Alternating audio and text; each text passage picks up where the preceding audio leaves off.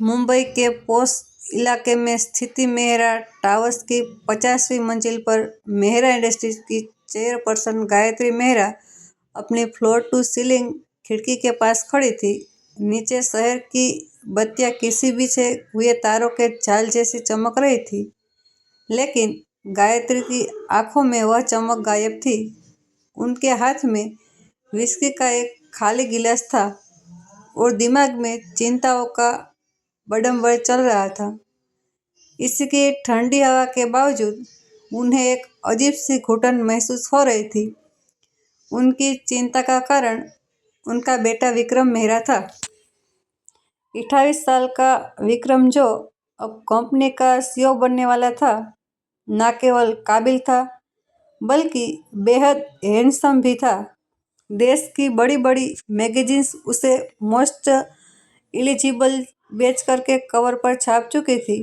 हर रोज बड़े उद्योगपतियों, राजनेताओं और फिल्म स्टार की बेटियों के रिश्ते आते थे। पार्टियां होती थी, शैंपेन बहती थी, लेकिन गायत्री उन मुस्कुराते चेहरे के पीछे छिपे लालच को बखूबी पहचानती थी। वह लड़कियां विक्रम से नहीं, बल्कि मेहरा एम्पायर की मालकिन बनने के रुतबे से प्यार करती थी। गायत्री को अपने दिवंगत पति आनंद मेहरा की याद आई। आनंद ने छोटी सी चोल से अपना सफर शुरू किया था। अपनी आखिरी सांसों के दौरान उन्होंने अस्पताल के बिस्तर पर गायत्री का हाथ पकड़कर कहा था, गायत्री, हमारे विक्रम के लिए कोई ऐसी लड़की मत लाना जो ब्रांडेड बैग्स और फॉरेन ट्रिप्स की भूखी हो। मुझे वह बहू चाहिए जो इंसान की कीमत उसकी जेब से नहीं, उसके व्यवहार से लगाती हो, जो हमारे स्टेटस से नहीं, हमारे बेटे से प्यार करे। आनंद के वह शब्द आज भी गायत्री के लिए पत्थर की लकीर थे। विक्रम जी थक चुका था। कल रात ही उसने डिनर टेबल पर कहा था, मॉम, यह सोशलाइट लड़कियां, उन्हें मुझसे बात करने में कम और मेरे साथ इंस्टाग्राम स्टोरी डालने में ज़्यादा दिलचस्पी होती है। क्या मुझे कभी कोई ऐसा मिलेगा जो सिर्फ विक्रम को चाहे? उस रात गायत्री को नींद नहीं आई। सुबह के 4 बज रहे थे। वह अपनी बालकनी में खड़ी होकर नीचे सड़क पर देख रही थी, जहां सफाई कर्मचारी भोर होने से पहले ही अपना काम शुरू कर रहे थे। तभी उन्हें ख्याल आया, एक बिजनेस टकून के तौर पर हर कोई उनके सामने परफेक्ट बनने का नाटक करता है। अगर सच जानना है तो उन्हें उस स्तर पर जाना होगा जहां कोई नाटक नहीं करता, जहां लोग असली होते हैं, या तो बहुत क्रूर या बहुत दयालु। गायत्री ने एक गहरा फैसला लिया। उन्होंने अपने मेकअप रूम में जाकर अपना महंगा गाउन उतारा, अपने हीरे के स्टड्स, प्लेटिनम की घड़ी और यहाँ तक भी अपनी शादी की अंगूठी भी उतारकर सेफ में रख दी। उन्होंने अपनी पुरानी मेड यानी नौकरानी की एक छोड़ी हुई साड़ी निकाली, जो फीकी नीली थी और जगह जगह से घिसी हुई थी। उन्होंने अपने बालों को बिखेर लिया और चेहरे पर थोड़ी काली खली ताकि वह थकी हुई और बीमार दिखे। अब आईने में करोड़ों की मालकिन गायत्री मेहरा नहीं, बल्कि एक लाचार गरीब बूढ़ी औरत दिखाई दे रही थी।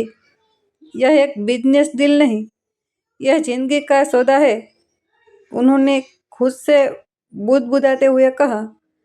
उन्होंने एक पुराना जूट का थैला उठाया और उसमें कुछ रद्दी कागज और खाली बोतलें भर ली। पेंट हाउस की मुख्य लिफ्ट के बताए वह सर्विस लिफ्ट से नीचे उतरी ताकि सिक्योरिटी गार्ड्स उन्हें पहचान न सके। जैसे ही वह वातानुकूलित लॉबी से बाहर निकले, मुंबई की उमस और धूल ने उनका स्वागत किया। सड़क पर कदम रखते ही उन्हें अपनी नई पहचान का एहसास हुआ। एक तेज रफ्तार लग्जरी कार उनके पास से गुजरी और कीचड़ का एक छींटा उनकी साड़ी पर पड़ गया। कार रुकी नहीं, बस चली गई।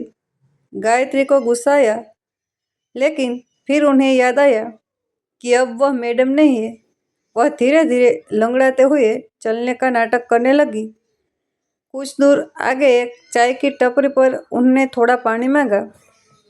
दुकानदार ने उन्होंने हिकारत से देखा और हाथ हिलाते हुए कहा, चलो आगे बढ़ो माँ जी, यहाँ धंधे का टाइम है। सुबह सुबह भीख मांगने आ जाती है। गायत्री ने बिना कुछ कहे सिर झुका लिया। अपमान का यह पहला घूंट कड़वा था, लेकिन इसने उनके इरादे को पक्का कर दिया। वह समझ गई कि बिना पैसे और पावर से दुनिया कितनी कठोर हो सकती है। वह शहर के उस हिस्से की ओर बढ़ने लगी जहाँ झुगड़िया, झोपड़ियाँ और पुरानी इमारतें थी। वहीं कहीं एक पुरानी जर्जर इमारत के एक छोटे से फ्लैट में वैदेही नाम की एक लड़की रहती थी, जो अपनी क्रूर सौतेली माँ के तानों के बीच भी अपनी मुस्कान और संस्कार बचाई हुई थी। गायत्री का दिल जोर से धड़क रहा था।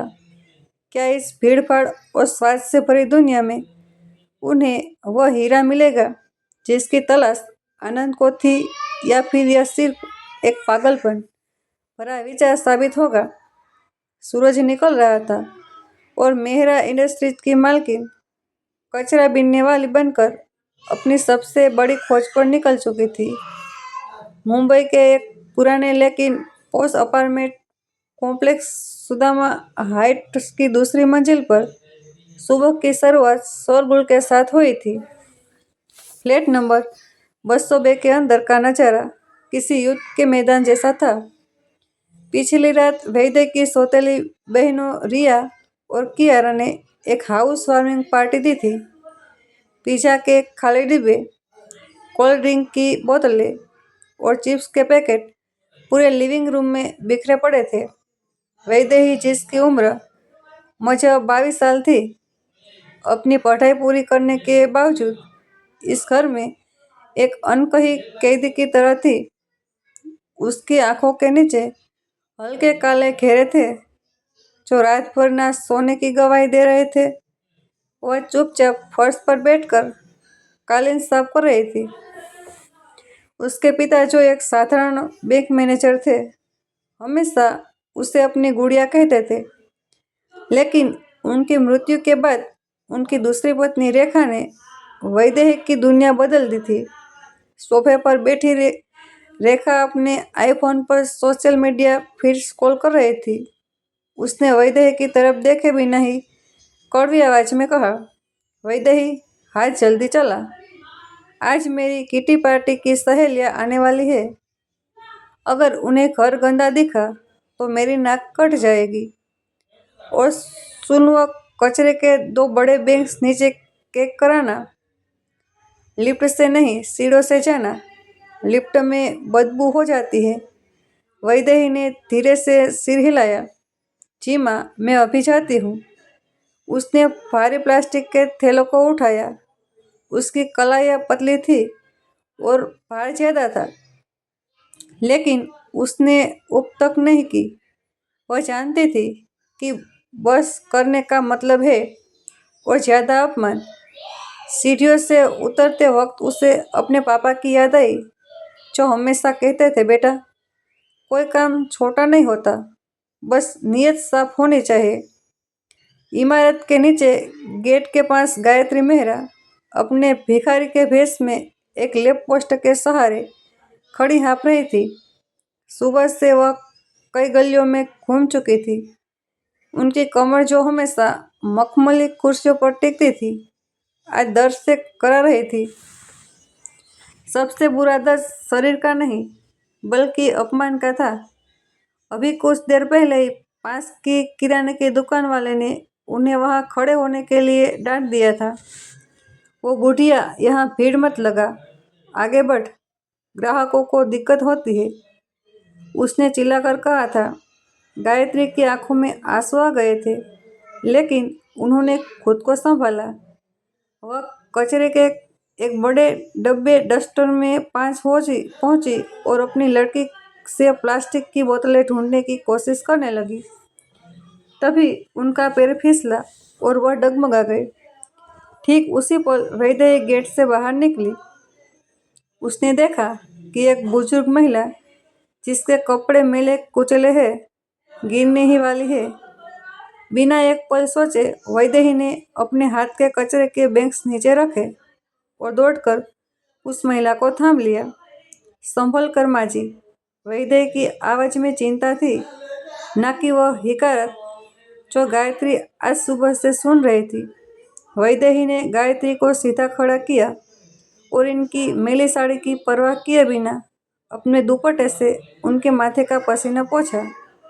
गायत्री सन्न रह गई। वह उस लड़की की गौर से देखने लगी। वैदेही की सादगी, उसकी बड़ी बड़ी करुण आंखें और चेहरे पर एक अजीब सा सुकून था। आप ठीक तो है ना? वैदेही ने कोमलता से पूछा। धूप बहुत तेज है, आप यहाँ छाव में बैठे जाइए। गायत्री ने कांपती आवाज में अपना नाटक जारी रखा। हाँ बेटी, बस बुढ़ापा है, शरीर अब साथ नहीं देता। थोड़ा कचरा बीन लूँ तो 2 वक्त की रोटी मिल जाए। वैदेही का दिल पसीज गया। उसने देखा कि वह बहु गुजर महिला कचरे के ढेरे में हाथ डालने की कोशिश कर रही है। वैदेही ने तुरंत कहा, रुकिए माँ जी, आपको झुकने की जरूरत नहीं है, यह काम मैं कर देती हूँ। वैदेही ने खुद आगे बढ़कर बिना किसी झिझक से उसे गंदे डमस्टर से प्लास्टिक की बोतलें और रद्दी अलग करके गायत्री के बारे में डालना शुरू कर दिया। गायत्री उसे देखती रही। यह लड़की जो साफ सुथरे कपड़ों में भी एक अजनबी भिखारिन की मदद कर रही थी और उसे गंदगी छूने के कोई परहेज नहीं था। जब वैदेही ने काम खत्म किया तो उसने मुस्कुराते हुए कहा, माँ जी, आप यहीं रुकिए, मैं ऊपर से आपके लिए पानी और कुछ बिस्किट लेकर आती हूँ। लेकिन इससे पहले कि वैदेही मुड़ती, ऊपर की मालकिन से रेखा की कर्कश आवाज गूंजी। वैदेही, तू वहाँ क्या कर रही है? तुझे कचरा फेंकने भेजा था या कचरा जमा करने? वैदेही से हर गई। उसने ऊपर देखा, जहाँ रेखा गुस्से से लाल होकर उसे घूर रही थी। रेखा चिल्लाई, तुझे शर्म नहीं आती? हमारी बिल्डिंग का एक स्टूडेंट है, तू उस भिखारन औरत के साथ गप्पे लड़ा रही है। अगर किसी पड़ोसी ने देख लिया तो वे क्या सोचेगी? चल ऊपर जा, वरना आज तुझे घर में घुसने नहीं दूंगी। वैदेही की आंखों में आंसू तैरने लगे। उसने लाचारी से गायत्री की ओर देखा। मुझे माफ कर दीजिएगा माँ जी, मुझे जाना होगा, अपना ख्याल रखिएगा। वैदेही सिर झुकाकर तेज कदमों से बिल्डिंग के अंदर चली गई, जैसे उसने कोई गुनाह किया हो। गायत्री वहीं खड़ी रही, उस इमारत की ऊंची दीवारों को और फिर उस छोटी सी लड़की की पीठ को देखती रही। रेखा की कड़वी बातों ने गायत्री के दिल को नहीं दुखाया था, बल्कि वैदेही की लाचारी ने दुखाया था। गायत्री ने मन ही मन सोचा, इस लड़के के पास अपनी आज़ादी नहीं है, फिर भी इसने मेरा बोझ हल्का करने की कोशिश की। जो खुद दर्द में है, वही दूसरों का दर्द समझ सकता है। उस दिन मेहरा इंडस्ट्रीज की मालकिन को अपनी पहली लीड मिल चुकी थी। वह समझ गई थी कि वैदेही की सादगी सिर्फ दिखावा नहीं है, लेकिन यह परखने के लिए कि क्या यह अच्छाई हर स्थिति में कायम रहेगी। उन्हें और करीब जाना होगा। गायत्री ने अपना बोरा उठाया और धीरे धीरे चली गई, लेकिन उन्होंने तय कर लिया था, वह कल फिर यहीं आएगी। अगले दिन सुबह लगभग 8 बजे वैदेही सुदामा हाइट्स के गेट से थोड़ी दूर एक छोटे से बस स्टॉप की ओर जा रही थी। उसे अपनी कॉलेज की एक पुरानी दोस्त से मिलना था, जिसने उसे एक छोटी मोटी ट्यूशन क्लास दिलाने का वादा किया था। उसके कदम तेज थे, क्योंकि वह जानती थी कि अगर वह समय पर नहीं लौटी तो रेखा माँ का गुस्सा और भी भयंकर होगा। तभी बस स्टॉप से कुछ कदम पहले वैदेही ने लोगों की भीड़ देखी। वह नजारा देखकर सहम गई। सड़क के किनारे एक छोटे से नाले के पास वही बूढ़ी महिला गायत्री मेहरा जमीन पर बेसुध पड़ी थी। उनके सिर के नीचे कुछ खून बिखरा था और उनकी साड़ी थोड़ी फटी हुई थी। यह जानबूझकर बनाया गया एक बहुत ही विश्वसनीय दृश्य था। गायत्री ने अपनी नकली चोटों को और भी गंभीर बना दिया था। आसपास 4 लोग खड़े थे, लेकिन कोई भी आगे नहीं बढ़ रहा था। एक सूट पहने आदमी ने अपनी नाक पर रुमाल रखते हुए कहा, पुलिस को फोन कर दो। कौन इस बखेड़े में पड़ेगा? पता नहीं, यह किसी बीमार से मर रही है। एक महिला ने हिकारत से कहा, हाँ, इसे मत छुओ, कहीं हमें ही कोई इंस्पेक्शन ना हो जाए। वैदेही ने एक पल के लिए भी नहीं सोचा। उसने अपनी टूटी फूटी चंपल वहीं उतार दी और तुरंत उस बूढ़ी औरत की तरफ भागी। वह लोगों की भीड़ को धकेलती हुई गायत्री के पास पहुंची और उनके सिर को धीरे से उठाकर अपने घुटनों पर रख लिया। माझी माझी आंखें खोलिए। वैदेही की आवाज में सच्चा डर और करुणा थी। गायत्री की आंखें बंद थी, लेकिन उनके कानों में वैदेही की घबराई हुई आवाज किसी मधुर संगीत की तरह गूंज रही थी। उन्होंने महसूस किया कि वैदेही अपने मिले होने या लोगों के तिरस्कार की चिंता किए बिना उनके गंदे घायल शरीर को थामे हुए थे। प्लीज कोई ऑटो बुलाओ, वैदेही ने भीड़ से गुहार लगाई। इन्हें डॉक्टर के पास ले जाना होगा। सूट वाले आदमी ने हंसा, और यह पगली लड़की क्यों अपनी सुबह खराब कर रही है? इन्हें उठाकर तू कहाँ ले जाएगी? इनके पास इलाज के लिए पैसे भी नहीं होंगे। वैदेही ने उसकी तरफ पलट कर देखा। उसके आंखों में आग थी, लेकिन आवाज शांत और दृढ़ थी। उसने कहा, पैसे की बात में होगी, इंसानियत की बात पहले होती है। आप लोगों को शर्म आनी चाहिए। सड़क पर एक जान जा रही है और आप सब खड़े होकर तमाशा देख रहे हैं। यह सुनते ही एक टैक्सी ड्राइवर को वैदेही की बात में दम लगा। उसने अपनी टैक्सी रोकी। वैदेही ने बड़ी मुश्किल से गायत्री को उठाया और उसे बूढ़े बेजान शरीर को टैक्सी की पिछली सीट पर लिटाया। टैक्सी में बैठते ही वैदेही ने अपना छोटा पर्स खोला। उसमें सिर्फ ₹700 थे, जो उसने पिछले महीने अपनी माँ से छिपा कर रखे थे। वो उसके लिए एक नई किताब खरीदने के लिए थे। टैक्सी एक छोटे तंग मोहल्ले के एक क्लिनिक पर रुकी। डॉक्टर ने गायत्री को देखा और कहा कि हल्की चोट है, पर तुरंत ड्रेसिंग की जरूरत है। वैदेही ने बिना एक पल की देरी किए अपने 700 डॉक्टर के हाथ में रख दिए। डॉक्टर साहब, वैदेही ने कांपती आवाज में कहा, अगर इसमें कम पड़े तो मैं कल काम करके आपको बाकी दे दूंगी, पर इनका इलाज कर दीजिए। इलाज के बाद गायत्री की आंखें खुली। उन्होंने देखा कि वैदेही उनके पास बैठी है और उन्हें हवा कर रही है। गायत्री ने बहुत कमजोर आवाज में कहा, बेटी, तूने अपना सारा पैसा मुझ पर खर्च कर दिया, अब तू क्या करेगी? वैदेही ने उनके हाथ को प्यार से थाम लिया। माँ जी, पैसा फिर कमाया जा सकता है, पर किसी की जिंदगी और दुआएं अनमोल होती है। मेरे पापा कहते थे, नेकी करके भूल जाओ, भगवान सब देखता है। वैदेही ने जवाब दिया। यह वो जवाब था जिसका इंतजार गायत्री को था। उन्हें लगा कि उनके पति की आत्मा को शांति मिल गई होगी। यह लड़की कंचन नहीं, बल्कि हीरा थी। क्लिनिक से बाहर निकलते वक्त गायत्री ने वैदेही से कहा, बेटी, मैं तेरा एहसान कभी नहीं भूलूंगी। अगर तू मेरी कोई मदद कर सकती है तो मैं तुझे थोड़ी देर के लिए अपना पता देना चाहती हूँ। पता क्या हुआ माँ जी? गायत्री ने अपने नाटक को अंतिम मोड़ दिया। उन्होंने गहरी सांस ली और कहा, मैं तुझे सच बताती हूँ। मेरा एक दूर का रिश्तेदार है। उसे अपने दफ्तर के लिए एक बहुत ईमानदार साफ दिल वाली लड़की चाहिए जो छोटे मोटे कागजात संभाल सके। मुझे लगता है तू वह काम कर सकती है। क्या तू कल उसके दफ्तर जाने को तैयार होगी? वैदेही की आंखों में अचानक एक उम्मीद की किरण जागी, लेकिन फिर वह डर गई। पर माँ जी, मुझे कौन नौकरी देगा? मेरे पास तो बड़े कॉलेज की डिग्री भी नहीं है।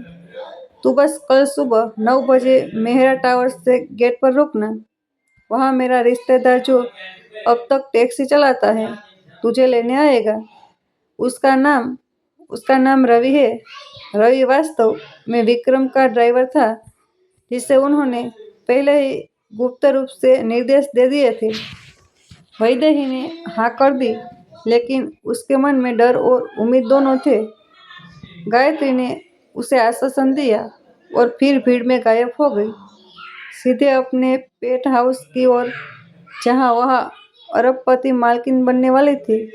अपने बेटे को उस लड़की की कहानी बताने के लिए जो अब उसकी जिंदगी में प्रवेश करने वाली थी। अगले दिन की सुबह वैदेही के लिए साधारण नहीं थी। रात भर उसे नींद नहीं आई थी। एक तरफ रेखा माँ के गुस्से का डर था, जिन्हें उसने यह झूठ बोलकर संतुष्ट किया था कि वह अपनी दोस्त के घर प्रोजेक्ट का काम करने जा रही है, और दूसरी तरफ माजी के रिश्तेदार से मिलने की उम्मीद थी। सुबह 8:45 पर वैदेही अपने पुराने साफ किए हुए सलवार सूट में सीढ़ियों से उतरकर गेट के बाहर पहुंची। उसका दिल जोर से धड़क रहा था। उसने मेहरा टावर्स के मुख्य द्वार की ओर देखा। वो मुंबई के उन सबसे ऊंचे और शानदार कॉर्पोरेट टावर्स में से एक था, जिसकी कांच की इमारत सूरज की रोशनी में चमक रही थी। वैदेही को लगा जैसे वह किसी दूसरी दुनिया के दरवाजे पर खड़ी है। क्या माजी का वो टैक्सी ड्राइवर रिश्तेदार सच में उसे यहाँ से ले जाएगा? तभी गेट के पास एक महंगी काली मर्सिडीज आकर रुकी। ड्राइवर की सीट से एक गंभीर दिखने वाला आदमी बाहर निकला, जिसने सफेद दस्ताने पहने हुए थे। वह सीधे वैदेही के पास आया और धीरे से बोला, आप वैदेही है? माजी ने भेजा है। मेरा नाम रवि है। वैदेही हैरान रह गई। उसे उम्मीद थी कि टैक्सी आएगी, ना कि इतनी महंगी गाड़ी। उसने खुद को संभाला और धीरे से कहा, जी मैं ही हूँ। कार में बैठते ही वैदेही को उस गाड़ी की एसी की ठंडी हवा और चमड़े की सीटों की महक महसूस हुए, जो उसके लिए पूरी तरह नहीं थी। रवि ने उसे 50वीं मंजिल पर जाने के लिए कहा और फिर कार पार्क करने चला गया। लिफ्ट में ऊपर जाते हुए वैदेही का गला सूख रहा था। 5वीं मंजिल, यह तो लगभग आसमान छूने जैसा था। लिफ्ट खुली और सामने एक शानदार अत्याधुनिक रिसेप्शन एरिया था। रिसेप्शनिस्ट ने उसे विनम्रता से बैठने का इशारा किया। कुछ मिनट बाद एक असिस्टेंट वैदेही के पास आई। कृपया अंदर आ जाइए, मिस्टर विक्रम आपका इंतजार कर रहे हैं। वैदेही का माथा ठनका। मिस्टर विक्रम? वो तो रवि टैक्सी ड्राइवर से मिलने आई थी। वह धीरे से उस विशाल कांच की दीवारों वाले केबिन में दाखिल हुई। केबिन के पीछे की दीवार पूरी तरह से कांच की थी, जहां से पूरा शहर एक छोटे से नक्शे की जैसा दिख रहा था। कुर्सी पर एक युवा, बेहद आकर्षक और गंभीर दिखने वाला पुरुष बैठा था। वो अपने लैपटॉप पर कुछ काम कर रहा था। यह कोई टैक्सी ड्राइवर नहीं, बल्कि साफ तौर पर मेहरा एम्पायर का मालिक था। वैदेही के कदम वहीं थम गए। युवक ने लैपटॉप बंद किया और मुस्कुराते हुए वैदेही की ओर देखा। यही विक्रम मेहरा था। नमस्ते वैदेही, विक्रम ने अपनी आवाज में हल्की सी गर्मजोशी लाते हुए कहा। बैठिए, घबराइए नहीं, वैदेही ने कांपती आवाज में कहा। मैं रवि जी के पास आई थी। वो माजी के रिश्तेदार है। शायद मैं गलत कमरे में आ गई हूँ। विक्रम मुस्कुराया। उसकी मुस्कान में एक अजीब सा सुकून था। नहीं वैदेही, आप बिल्कुल सही जगह आई है। रवि मेरे ड्राइवर है और मेरी माँ जी की बात आप मेरी माँ की बात कर रही है, जो इस कंपनी की चेयरपर्सन है। गायत्री मेहरा। वैदेही के पैरों के नीचे से जमीन खिसक गई।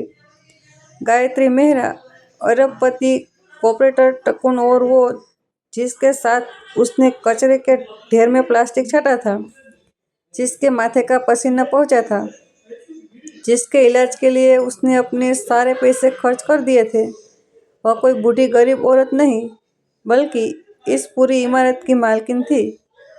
उसे लगा जैसे उसके साथ किसी ने कोई बड़ा मजाक किया है। उसकी आंखें भर आई। क्या अब वह सिर्फ एक परीक्षण थी? विक्रम ने उसकी उदासी और असमंजस को भांप लिया। वैदेही, मैं जानता हूँ कि आप भ्रमित थे। मेरी माँ के काम करने का तरीका थोड़ा अलग है। उसने उठकर मेज के पास आकर कहा, उन्होंने मुझे कल रात सब कुछ बताया। उन्होंने मुझे बताया कि आपने अपनी सारी जमा पूंजी एक अजनबी गरीब महिला पर खर्च कर दी। उन्होंने मुझे बताया कि जब सारे अमीर लोग उन्हें छूने से भी कतरा रहे थे, तब आपने उनकी जान बचाई।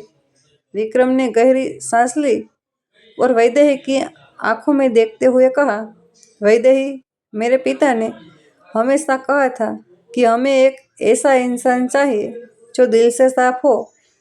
मुझे माफ करना, पर मेरी माँ आपको कोई साधारण नौकरी नहीं देना चाह रही है। वैदेही ने डरते हुए पूछा, फिर क्या? माँ को पूरा यकीन हो गया है कि आप ही वह इंसान है, इसलिए मैं आपको एक इंटर्नशिप नहीं दे रहा हूँ।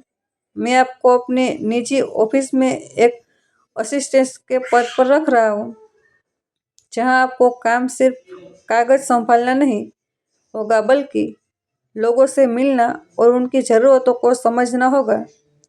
यह वो काम है जो आप पहले से ही अच्छी तरह जानती है। विक्रम ने हाथ आगे बढ़ाया। वैदेही ने धीरे से अपना हाथ बढ़ाया। जैसे ही उसने विक्रम का हाथ छुआ, उसे लगा कि अब वह सुदामा हाइट्स की लाचार लड़की नहीं रही। उसे अपना नया जीवन मिल गया था। लेकिन अभी भी एक आखिरी बात थी। विक्रम को वैदेही की सच्चाई के बारे में पता चल चुका था। अब वैदेही को विक्रम की सच्चाई देखनी थी। क्या वह भी उन अमीर लड़कों जैसा घमंडी था? मुझे पता है आप क्या सोच रही है। विक्रम ने अचानक अपनी मेज से एक पुराना फटा हुआ रजिस्टर उठाते हुए कहा, मैं सिर्फ सूट में घूमने वाला कोई मालिक नहीं हूँ। यह मेरे पापा का पहला अकाउंट रजिस्टर है। जब वह एक छोटी सी दुकान चलाते, मैं हमेशा इसे अपने पास रखता हूँ, ताकि याद रहे कि हमारी दौलत का रिश्ता हमारी मिट्टी से है। वैदेही की आंखों में आंसू आ गए। यह घमंड नहीं था, यह सम्मान था। यह वही सादगी थी जिसकी तलाश गायत्री कर रही थी। विक्रम मेहरा दौलत की चकाचौंध में भी जमीन से जुड़ा हुआ था। विक्रम के केबिन से बाहर निकलने के बाद वैदेही की दुनिया हमेशा के लिए बदल चुकी थी। अब वह मेहरा टावर्स की एक प्रतिष्ठित कर्मचारी थी। विक्रम मेहरा की निजी असिस्टेंट। उसके पास अब सिर्फ नौकरी ही नहीं थी, बल्कि सम्मान और आत्मविश्वास भी था। अगले कुछ महीने वैदेही के लिए किसी जादुई सफर से कम नहीं थे। वह न सिर्फ अपने काम में निपुण साबित हुई, बल्कि उसने अपनी दयालुता और जमीन से जुड़ी सोच से पूरे ऑफिस पर एक गहरा प्रभाव डाला। जहां बाकी कर्मचारी फाइलों और डाटा में उलझे रहते थे, वैदेही हमेशा लोगों की समस्याओं को सुलझाने के लिए तैयार रहती थी। एक दिन कंपनी की कैंटीन में काम करने वाली एक बुजुर्ग महिला, जिनका नाम रतन था, अचानक बीमार पड़ गई। सभी ने उन्हें घर जाने की सलाह दी, लेकिन रतन को चिंता थी कि अगर वह छुट्टी लेगी तो उनकी दिहाड़ी कट जाएगी। वैदेही ने बिना किसी को बताए रतन की शिफ्ट खुद संभाल ली और सुनिश्चित किया कि उनके हिस्से का वेतन न कटे। बाद में जब यह बात गायत्री मेहरा को पता चली तो उनकी आंखें भर आई। यह लड़की हीरा है, गायत्री ने विक्रम से कहा था। यह उसे कंचन से भी कीमती है जो हमने जिंदगी पर जमा की है। इस बीच विक्रम और वैदेही का रिश्ता सिर्फ बॉस और असिस्टेंट का नहीं रहा था। विक्रम ने वैदेही की सादगी को करीब से देखा था। वह देखता था कि कैसे वैदेही बड़े से बड़े प्रोजेक्ट को भी उतनी ही नम्रता से संभालती थी जितना नम्रता से उसने एक दिन सड़क पर पड़ी एक बूढ़ी महिला जो गायत्री थी उसे संभाला था। वे घंटों बिजनेस, समाज और जिंदगी के बारे में बातें करते थे। एक शाम जब मेहरा टावर्स की रोशनी धीमी हो गई थी, विक्रम और वैदेही कांच की दीवार के पास खड़े थे। विक्रम ने वैदेही की ओर मुड़कर एक बहुत ही गंभीर लेकिन प्यार भरी आवाज में पूछा, वैदेही, अगर मैं तुम्हें एक दिन बताऊं कि मेरा सारा पैसा, यह कंपनी, यह बिल्डिंग, सब कुछ एक झटके में खत्म हो जाए तो क्या तुम तब भी मेरे साथ खड़ी हो रहोगी? वैदेही ने कोई हैरानी नहीं दिखाई। उसने विक्रम के हाथों को थाम लिया। विक्रम, एक बार मैंने अपनी जमा पूंजी ₹700 एक अजीम की जान बचाने के लिए खर्च कर दी थी, यह जानते हुए भी कि मेरे पास कल खाने को पैसे नहीं होंगे। मुझे पैसे से प्यार नहीं है, मुझे उस इंसान से प्यार है जिसके साथ मैं अपनी जिंदगी गुजारना चाहती हूँ। उसने कहा, और मुझे लगता है वह इंसान आप है। मुझे मेरा एम्पायर नहीं चाहिए, मुझे सिर्फ विक्रम चाहिए। विक्रम के चेहरे पर एक ऐसी मुस्कान आई जो वैदेही ने पहले कभी नहीं देखी थी। यह जीत की मुस्कान नहीं, बल्कि सुकून और प्यार की मुस्कान थी। उधर सुदामा हाइट्स में वैदेही की सौतेली माँ रेखा और उसकी बेटियां सदमे में थी।